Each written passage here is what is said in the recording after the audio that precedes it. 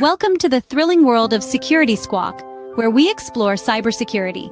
Guiding you through online threats, we'll aid you in understanding safety protocols and trends. Meet our gurus, Bryan from Exact IT, Reginald from Arc Solvers, and Randy from Tech Rescue.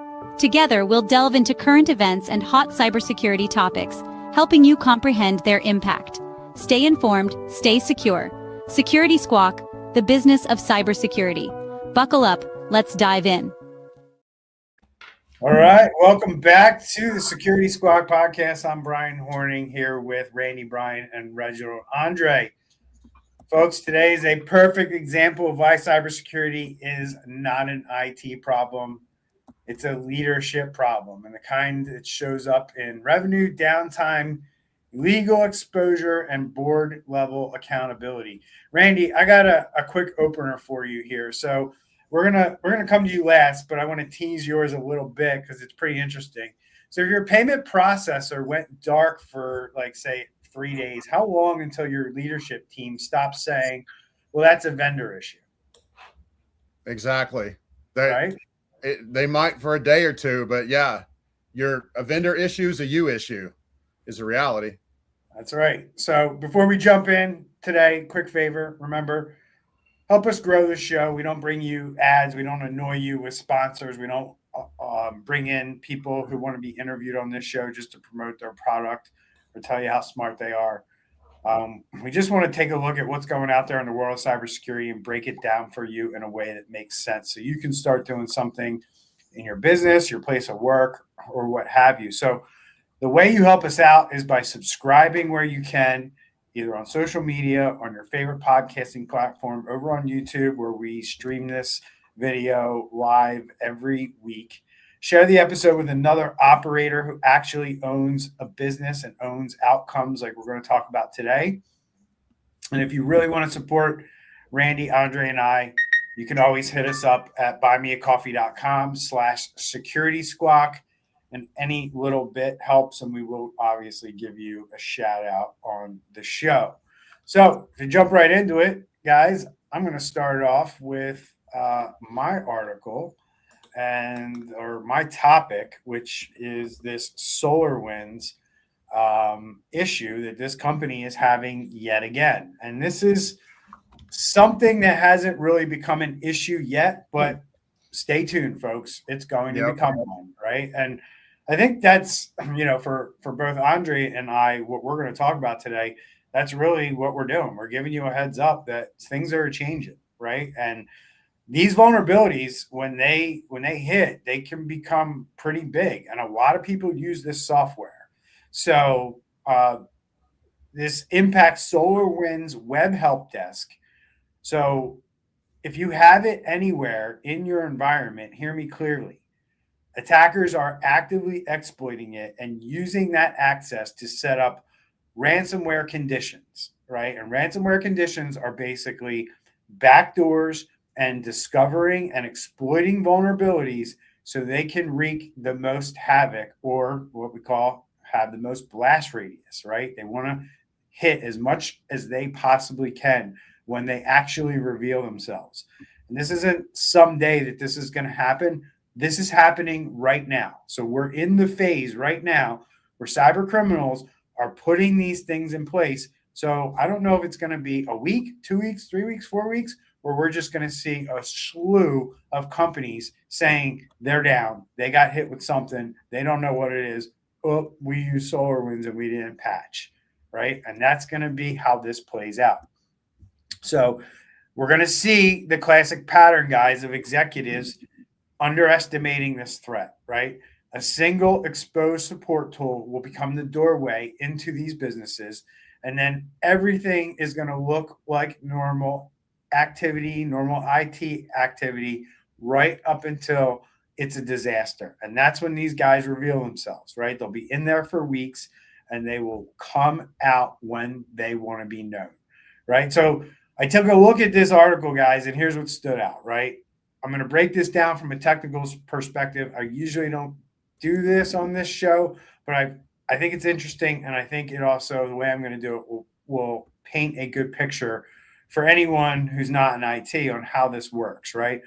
So, number one, you have to understand this intrusion path that they now have set up for themselves is ugly because it's super quiet, right?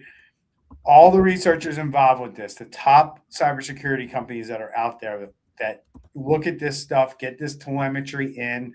We're talking about companies like CrowdStrike, Huntress, Microsoft, they've all looked at this and they've all saw the same thing, that attackers are coming off compromised web help desk instances. That's the SolarWinds product we're talking about.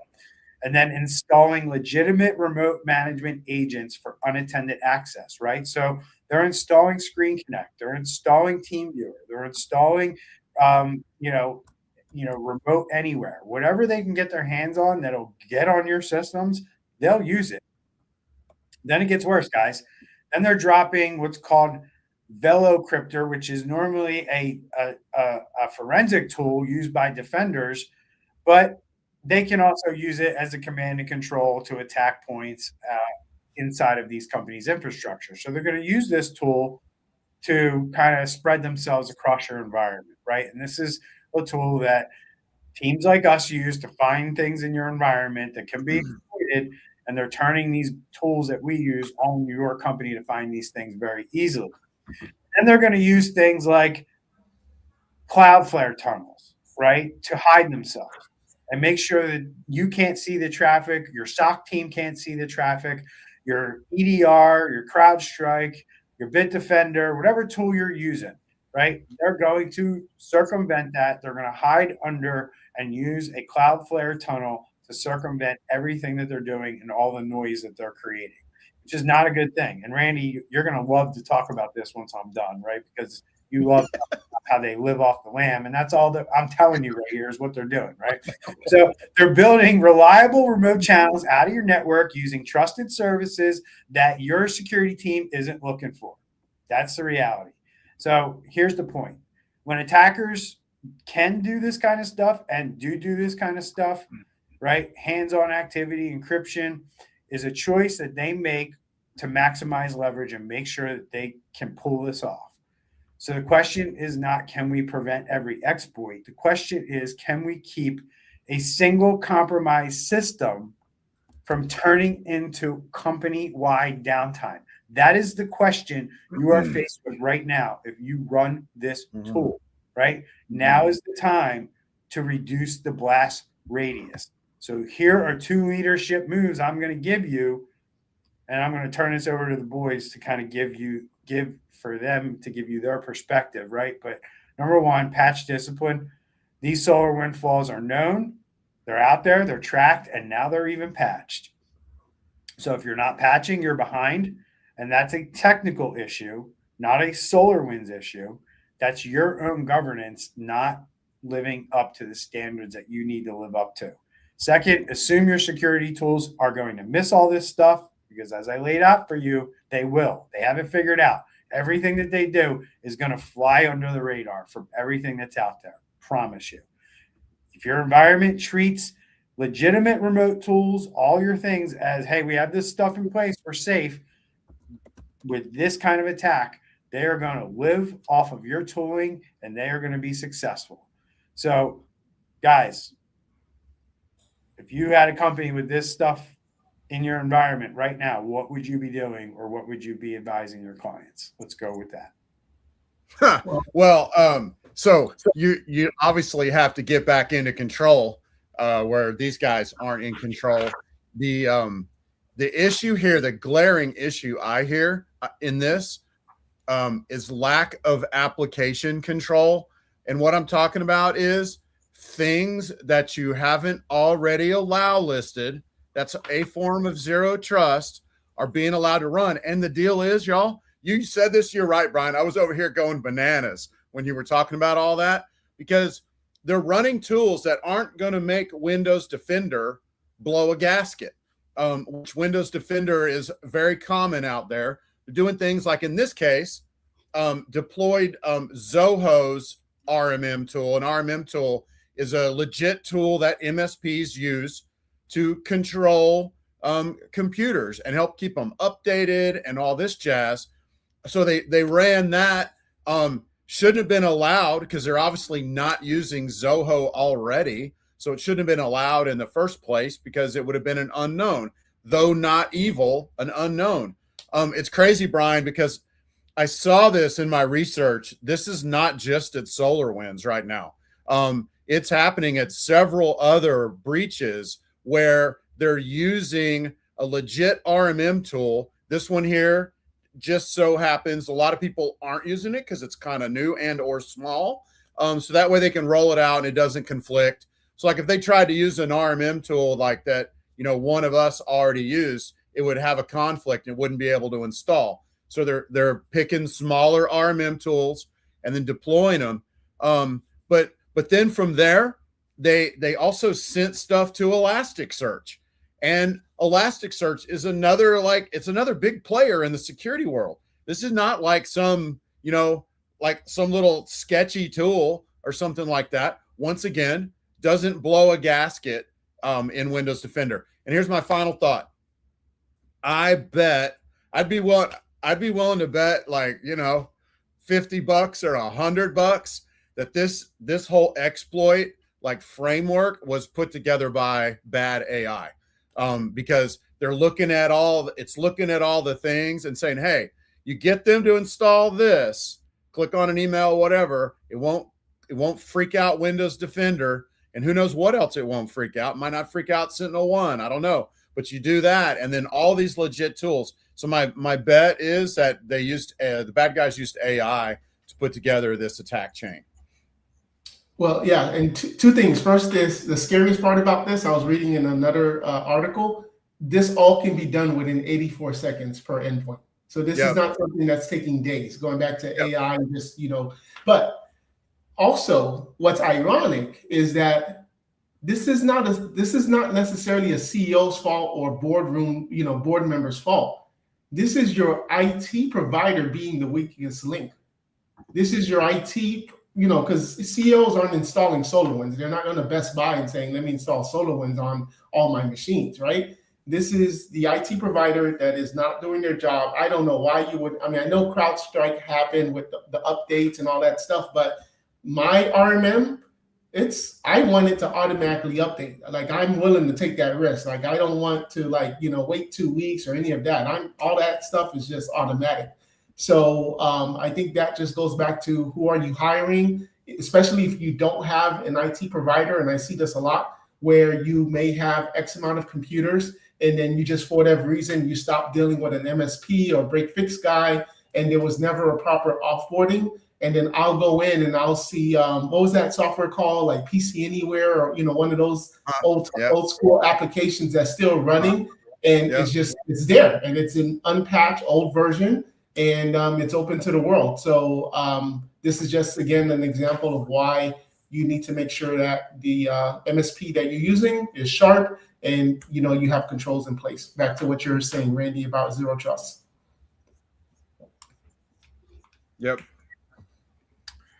Yeah, this is interesting. It's going to be another big deal, and it's part of a bigger trend.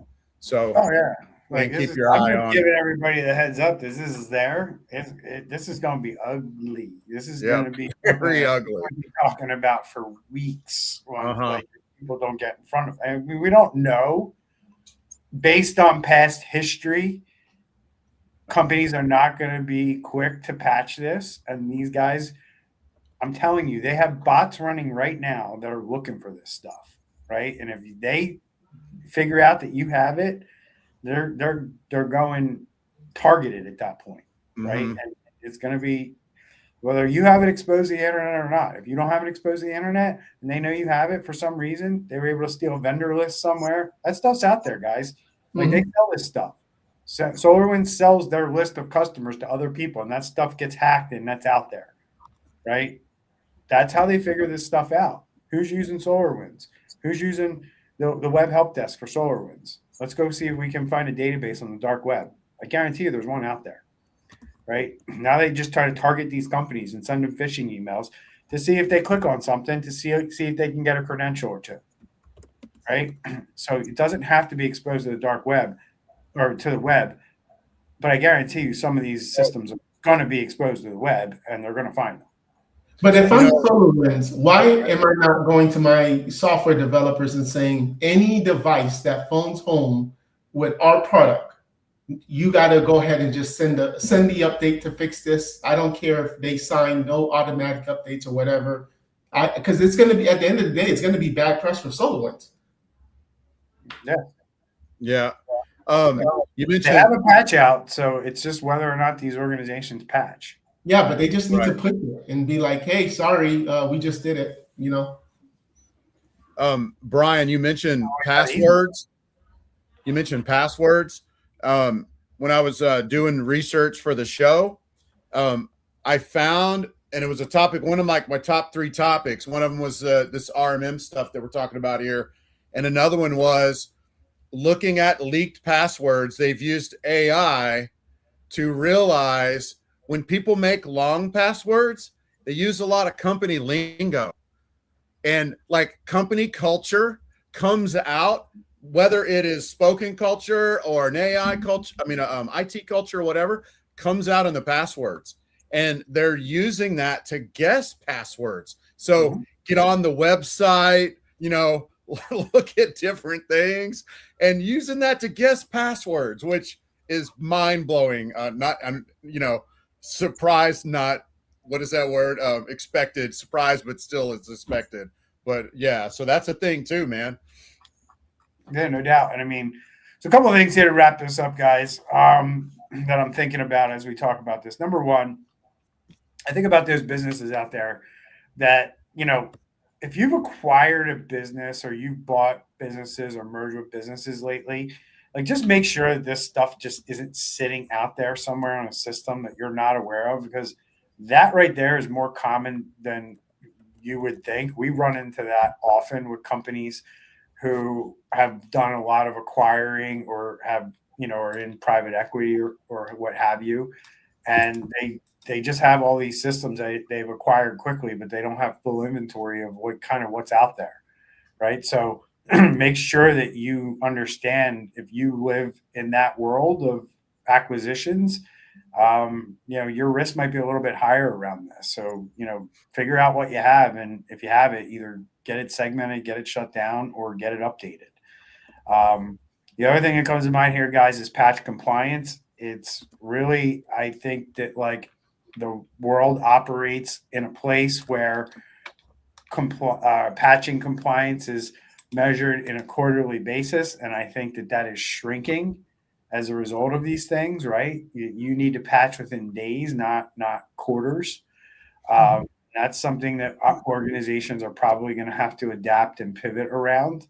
And then just, think about having some kind of system in place that you're alerting when new remote access tools get installed, right? That's pretty easy to do, right, guys? Yeah. Perspective, so that means and that's operational maturity, cyber maturity, right? That's we have a list of this software and that's all we use and that's all we allow. So if anything else pops up, somebody's going to get alerted to it. And that's where you need to be in today's day and age, because as I laid out for you, their earmarkers early on in these attacks that we're seeing early on here, they're using tools that fly under the radar. There are known tools that are out there that will not trigger anything from any security software you have running or any superstar security team that you think you have watching your systems. Yep. So that's the bottom line. Yep. SolarWinds needs to it's going to be a PR nightmare for them, and you're going to have MSPs not wanting to buy the product anymore. And to an extent, it wasn't even their fault. To an extent, it was not even their fault is correct. I think that sounds like something you mentioned at the beginning of the show, Bryan. Yes, sir. We're going to move on to Andre's topic. Their fault. And Andre's topic here matters because it's about attacker economics, right? And this is something I've harped on a lot in the last couple of years, where I was probably one of the few people out there who called out this pivot and said that this is going to be the new way, and I was right. But Andre's here to say that data theft only extortion model is paying less, and fewer victims are paying to keep stolen data quiet. So ransomware groups are looking around at each other going, this doesn't seem to be working too well. And cyber researchers out there are expecting them to lean back into encryption because downtime creates urgency. So bring us the details, Andre. Yeah, there's seasons for everything. And a couple of years ago, we would talk about this hospital got hacked and this school system, and that still happens. But I mean, there was like a treasure trove where sometimes we could easily talk about 15 in one episode, and that causes chaos. And what that also causes is you got the FBI and other law enforcement organizations now trying to go after these ransomware groups. So what they decided is, all right, well, let's play a little fair game. Let's go ahead and tell them that we have the data, and let's be a gentleman about it and say, access through the back, talk to them through back channels and say, we have this information, and if you go ahead and just pay us X dollars, we're going to go ahead and, delete the information, and, you can pay us, it won't make the news, and everything, it'll be okay. Well, unfortunately for the bad guys, they're realizing, well, companies are just saying, screw it. I don't care if our client's social security numbers or, sensitive information is out there and it was our fault. Go ahead, do whatever you want with it. So it seems like now the bad guys are saying, okay, well, we just got to go back to paying, right? We got to go back to now halting your operations. And hopefully from there, we have to then go and they're going to have to spend more money because when they do have ransomware on machines. Now you have to now negotiate. There's like call centers. There's all this extra expenses that the bad guys now have to take. But they're saying that we just have to go back to this because we try to go a different route. No one's willing to pay us, so we're just going to go ahead and inflict pain. So my prediction, based on this, these researchers, is the next 2 or 3 months. We're going to be talking about this organization down, this government entity down, and they're going to be locked out, ransomware, and it's going to be, 2004 all over again. It's the old cat and mouse game. And then sometimes in the old cat and mouse game, you go back and you just build a better mousetrap, right? So it's a little bit of that going on. And you're right, it's going to seem like 2004 again. But like I've mentioned before, I had a history professor one time told me, just when you're thinking about everything, just follow the stinking money. And, if they have tactics that are faltering, we mentioned, what was that, just like last week or 2 weeks ago, we talked about how some of their tactics were becoming more violent. And I was like, man, if they do that to the wrong people, they're going to get like, a Navy SEAL raid on their house or whatever, on their office, wherever that is, but bottom line is they're going to follow the money. They're going to go where they can get the most money. So we'll see about this. And, this is a real kind of a pain because this has to be dealt with when they encrypt the data. Whereas when they just steal the data and don't encrypt it, the company can just say, hey, we'll just ignore them or whatever. So yeah, anyway, it's all about the money. Oh, it is all about the money. So let's see what we got going on here. So encryption pressure ramps up again, right? Most expensive meeting you will have is guys, one where you realize your restoration plan was not a tested capability, right? That's where we're back to again, right? We're not back to threatening to get a release of information and public disclosure. We're back to testing whether your restoration plan works. So that's backups, right? And you got to remember, right? The reason we moved away from this is because the backups were actually working. Right? That's really one of the reasons. And the other reason was speed. It took them a while to get this stuff done. So if they just steal the data, then they can get to asking for the ransom quicker. When they got to encrypt files, that doesn't happen in 3 seconds. Mm-mm. Right? It could take days, hours, depending on how many files are encrypting. Right? So it's very interesting that we're going back here. And you know what, Brian, based on our previous segment, I wouldn't be surprised if they used BitLocker to encrypt and then just reboot the dang machine. Hopefully I didn't give anybody an idea. But if you don't have the decryption key, you can't get in, because that would be a native tool. Windows Defender's not going to blow a gasket. Windows Defender's going to go, oh, you're using BitLocker. That's a good thing. God bless you. You know what I mean? Right. So that I could totally see that happening this next little round of the cat and mouse game. So yep. Then you're going to have your companies can't make their payroll because they can't access their systems and internal systems. Patient care is going to get, messed up again, how we saw where, ambulances are having to divert to different hospitals and stuff like that. So it's going to come back. Very interesting too, guys, that a couple of things.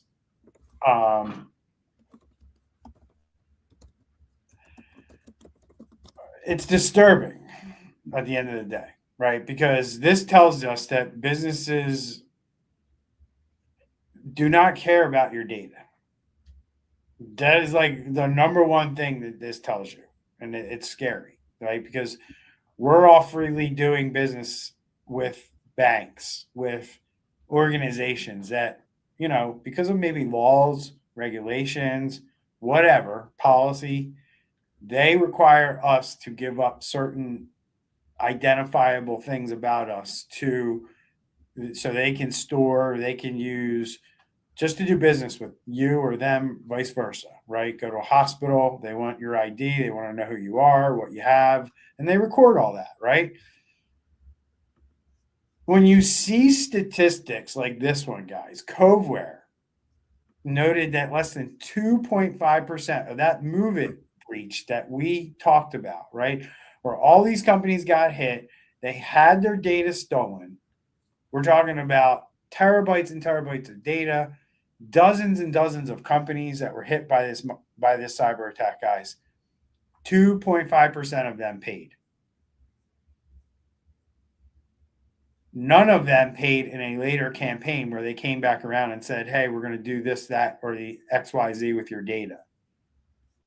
So businesses have basically put the line in the stand and said, look, unless you're shutting our operations down, we don't care if you steal our customers' data and threaten to release it. Like that's not a big deal to us.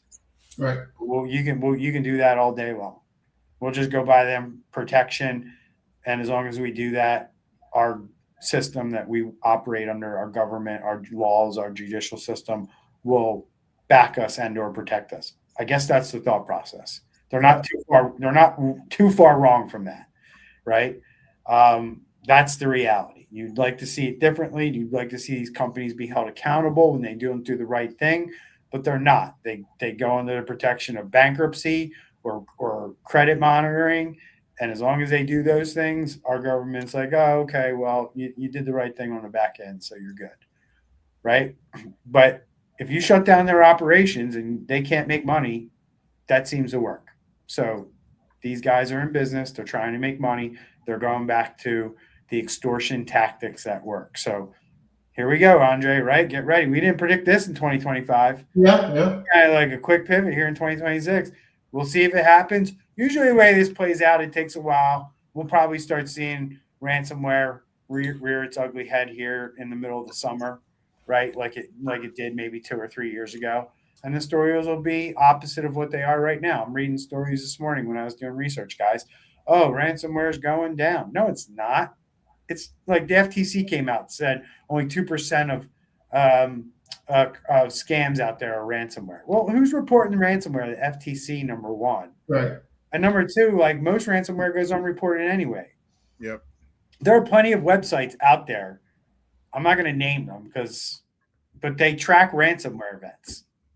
They're like dozens and dozens every day. It ain't slowing down, right? So you got to consider the source. FTC is not a ransomware detection organization. They're a reporting organization. So unless somebody voluntarily reports to the FTC that they had to deal with ransomware, it's probably not going to get there, right? So but you read stuff like that and it hits headlines and people start to think like, oh yeah, and I'm hearing that they don't even really encrypt anymore. Well, it's going back to that, right? So you need to be ready for this stuff. And like that's what happens though. We get complacent, right? For the last 2 years, companies have probably backed off certain things around encryption because they're like, oh, all we got to worry about now is our data being stolen or exfiltrated, right? So they pivot, and now the cat and mouse game's going the other way. So now you got to pivot back to kind of the strategies that work when they were encrypting, and you got to worry about that again. All right, Randy, man, you're up. Ready to go? You're going to tee me up? You want me just to take the ball and run with it? No, I'm going to tee you up, my friend. Of course, of course, I'm going to tee you up. This is a good one. I like this one. We got BridgePay, right? And this article should make executives pay attention because it's painfully simple, right? This organization, this company, BridgePay, confirmed a ransomware attack that forced key systems offline and triggered a widespread payment disruption.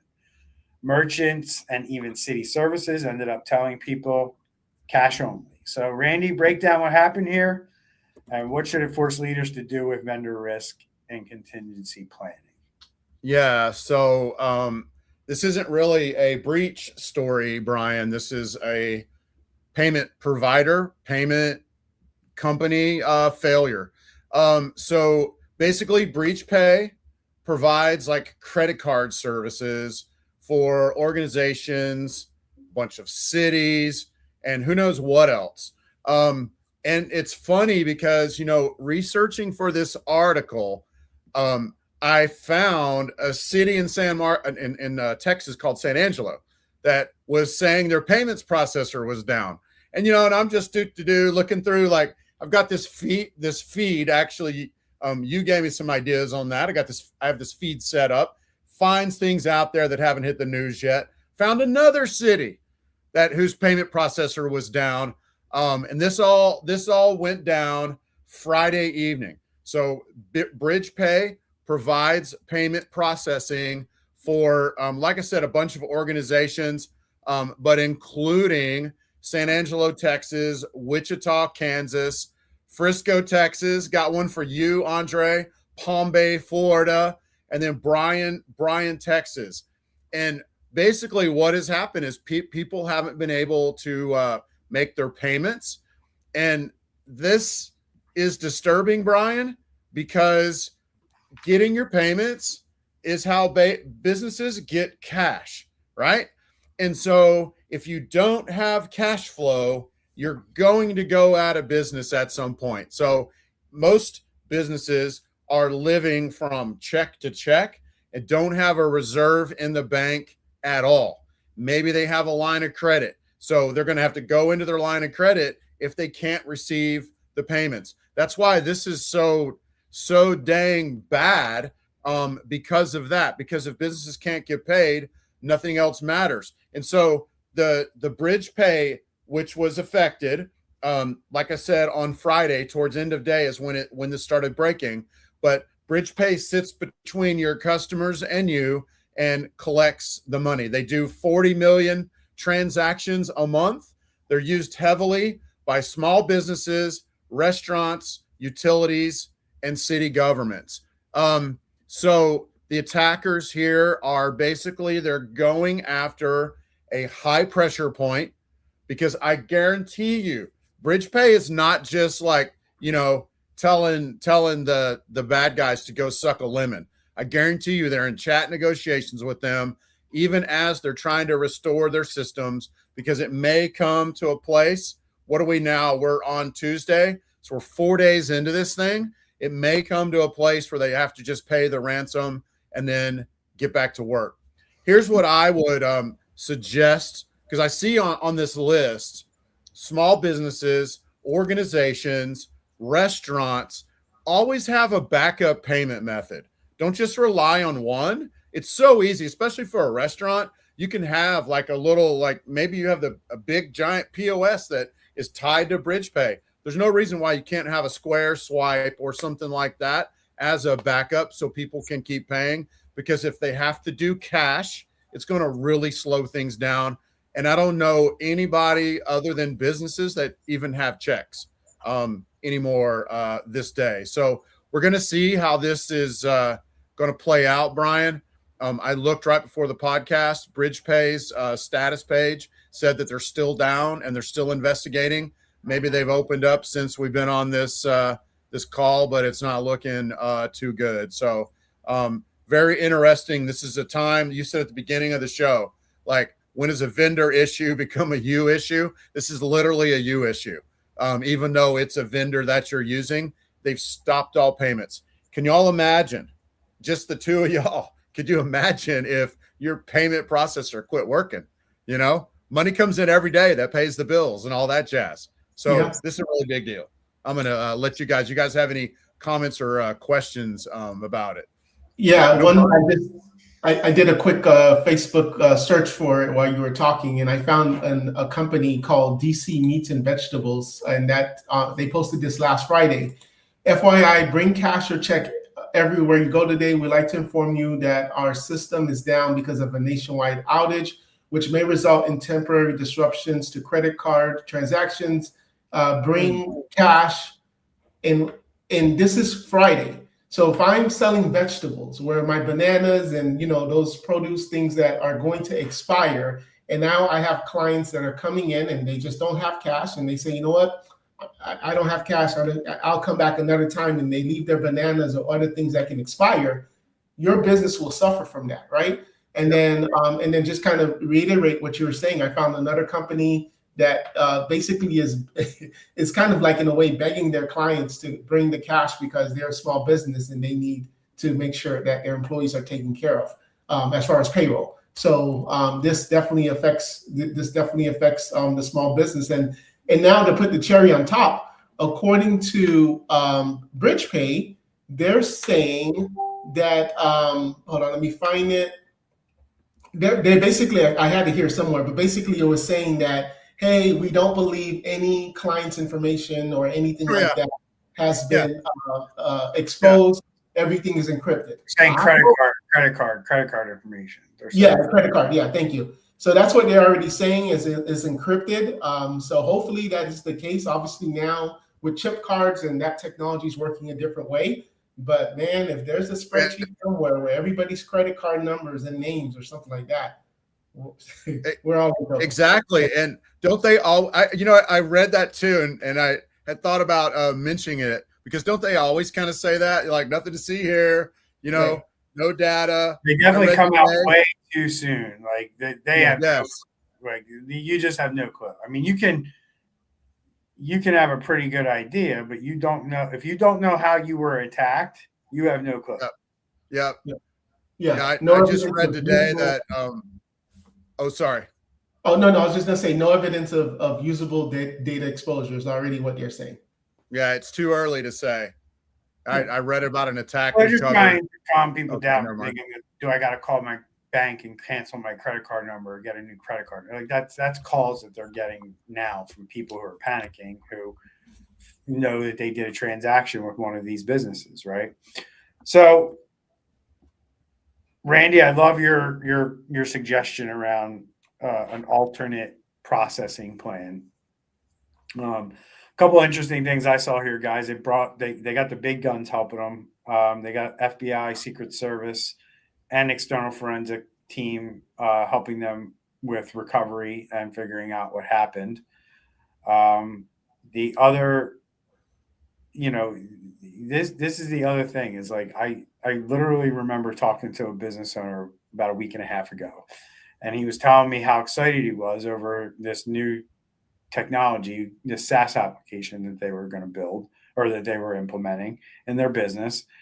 And he was so excited because it was like a bunch of things that they do in their business, like payroll, accounting, and other functions of their business that they do, from an operations standpoint to help them deliver their service, is all under this one SaaS. Everything's in here, right? So it's all there for them. They just log in, they can do everything, right? And that sounds great from a business standpoint. It sounds like, man, this is technology. We got one place, everything's consolidated. But guys, I don't know if you feel this way, but as a security person, when I hear stuff like that, I hear single choke point. You know what I mean? It's like, okay, that is, or you're putting everything in one place. You're doing everything there.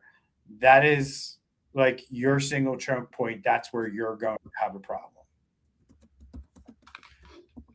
Thoughts on that? Well, that's part of the big vulnerability here, is that, you know, in your business process, let's just call it a straight line. If it's a road, you just took out the road. Do you know what I mean? Like a whole section of getting from here to there. So it's crazy, and it is way too early to say that no one's data was affected, because you just don't know until you know, and they don't know yet, you know. So maybe their lawyer told them to say that. I don't know. But you should always be transparent. Always check with your lawyers about what exactly to say, because you can get yourself into more trouble by saying the wrong thing. Yeah. So, and that's why this company finds itself. But yeah, I mean, you guys, you have to understand that, like, when you decide to go in these directions with like single providers for various services, like let's say your accounting, your payroll, your HR, right, are all tied up into one system, and that system goes down. Can your business survive that if it's down for an extended period of time, right? And that, if the answer is no, then going and sitting down and going, okay, what can we get to replace our payment system? Randy had a great idea. Square. What can you get if what can you do if payroll's down, right? Okay, we're going to do this, right? Maybe you have a spreadsheet where you can quickly calculate what to pay, what to withhold, or another option is like, hey, we're just going to have paper checks ready to go in case we need to pay our people. We're just going to write them their check without withholding the taxes, and we'll worry about the taxes when the system gets back up. That's an option, but at least you have a plan, and you're not putting yourself in a situation where you got employees running to the internets in a Reddit telling the world that you're not getting paid because of a ransomware attack, right? Because that's what happens, and that's how it plays out. Yeah. And this goes right back to my previous article about now getting companies to feel that pain, so that way they can pay up. Yes, sir.